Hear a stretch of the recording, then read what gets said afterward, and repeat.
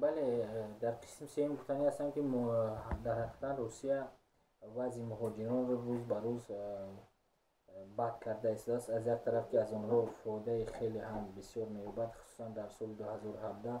تا آخر سال علاقه حدود قریب 14 میلیارد روبل به بودجه روسیه داخل شد که این هم حتی از اندازهای شرکت‌های نفت آور روسیه زیاد است. ولی از سبب دیگر چون که ما می‌دانیم روسیه در یک بحران اقتصادی داخل می‌باشد و از سبب که بر ضد او بسیار تحریم‌ها از طرف دولت‌های دیگر کرده شده است،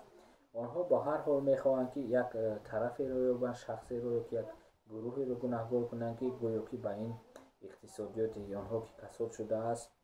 عیب آنها باشد. از این رو از همه به حقوق‌ترین موقع دار این نه خود شهروندان روسیه بلکه مهاجران هستند، بیگانه ها هستند و برای خود را سفید کردن شاید که بعضی حکومتداران روسیه این مهاجران رو استفاده میبرند و به اهالی خود چنین یک شهر میدهند که گویا در همه این کمبودی ها مهاجران عیب مهاجران میشد. ولی مهاجران در اصل گیریم از همون مبلغ هایی که به دست میارن حق کاری، هرچند که در روسیه بعضی منصبداران چنین میگویند که مهاجران تمام پول رو به دولت خود انتقال میدن. یکمی که این پول ها رو آنها کار حق خدمت کاریشان است، دوم که از